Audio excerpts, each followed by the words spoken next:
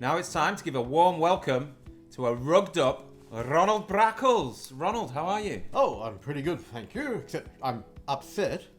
What? I'm upset at the internet. Did you know there are things on the internet that aren't true? You're shitting me. No, it's true. I have had people tell me straight to my internet face that solar doesn't work in winter. So how do you respond, Ronald? Well, that's complete rubbish. I mean, it's not as if I don't have plenty of evidence that solar works in winter. Show us, Ronald, show us. Oh, I came prepared. Look, this is a graph of a 10.5 kilowatt solar system in Adelaide. This is its daily production for the last 3 calendar months. How's it gone? Some days are better than others, but as you can see, it works every day. There's always solar energy being produced. If you look carefully, you'll see, there are some lousy days, but they are not very common.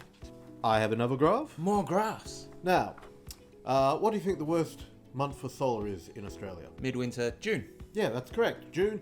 The winter solstice is in June. Yeah, that's the 21st this year. The shortest day of the year, least sunshine. So you'd expect that to be the worst day for solar everywhere, but it's Of course. not. What are you talking about? Well, I'm talking about Darwin, Oh, Northern Territory. Northern Territory. Yep. There's no rain in the middle of winter. There's no clouds.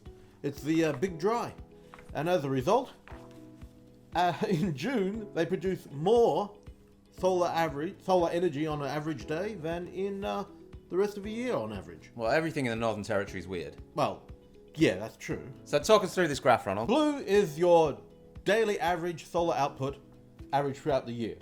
But the orange is your daily average for June. So let me understand this. In Darwin, averaged over a year, Yep. a 6.6 kilowatt north-facing system will give you 28.4 kilowatt hours per day, Yeah. averaged over the year. That's right. But if you just average it every day over June, Yep. it'll give you 31.7. Yeah, more. So you're better off producing more energy in winter. More solar in the middle of winter in Darwin. That's right. Mental. Oh, yeah, but I'm from Queensland and you'll see that Brisbane does pretty well. Okay, 27.2 averaged over the year, Yep. and it averages 20.5 in June. Perth, much the same as Brisbane, but, as you can see, not quite as much winter output compared to summer. Sydney, okay. As you get the further south you go, it gets worse. In Melbourne, it's looking pretty bad, but Hobart's the worst. You're getting less than half your energy in the middle of June as you are on average for the year. So that's why Hobart's the toughest place to make solar work. Yeah, exactly. And also, don't forget that in Hobart, solar systems are quite expensive because of the tyranny of distance. Yes, tyranny of distance, but they're also quite high quality, so that's... The best Yeah. quality installs in Australia. Yep. I saw a recent report that said they had a 0 defect rate. That's pretty awesome. What's this third graph you got for us, Ronald? Okay, so this graph tells us that if you're in Darwin or Brisbane, you're likely to be producing more solar energy, even in the worst month, the worst month for most places, than you'll be consuming. But other places, a 6.6 kilowatt system won't quite cut it. So you know what my solution to this is? Tell me. I'll install 10 kilowatts. Go big. Get 50% more. Now, I can see one more graph there, Ronald. Oh, right. Okay, now, these assholes who say, oh, solar doesn't work in winter, there is a small corn kernel of truth hidden in that turd of a statement. And that is, every now and then you have a really bad day.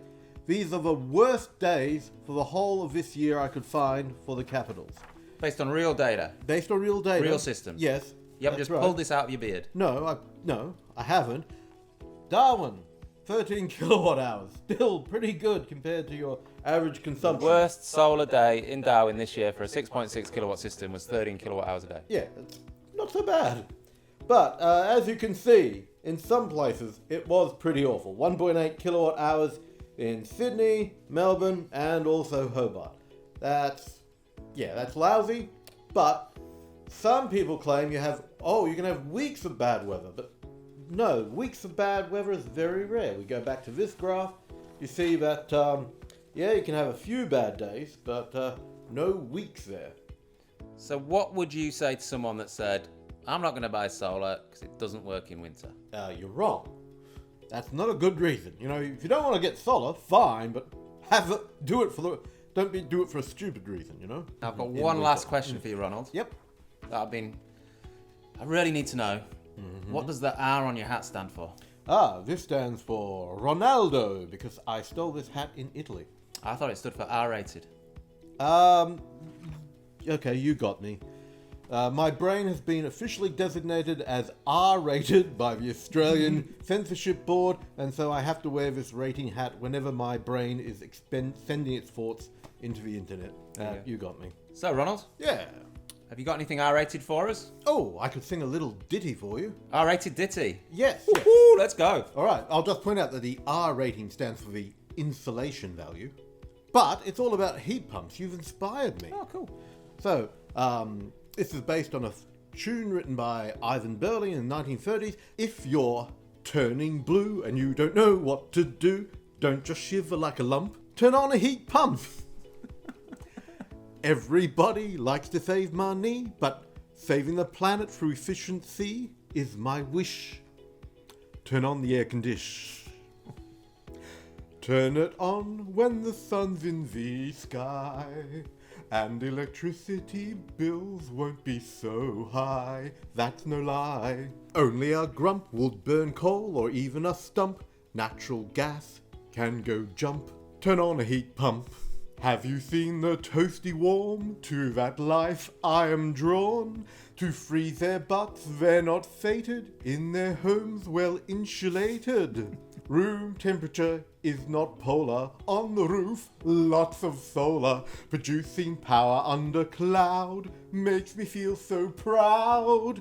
If you're turning blue and you don't know what to do to get rid of goosebumps, turn on heat pumps. Dress up warm to avoid a frozen stupor. Then freeze your ass when you go to the pooper. Not super duper. Come, let's compress air in a pump and use that to warm up our rump in the loo. That's what we'll do. Yeah! Alright, the rhyme animal, the incredible Ronnie B! When's the Whoa. album coming out, Ronald? As soon as we can find a really stupid music producer. Anyone? Has to be tone deaf, money to spare, but somehow, really stupid as well. Hard combination to find.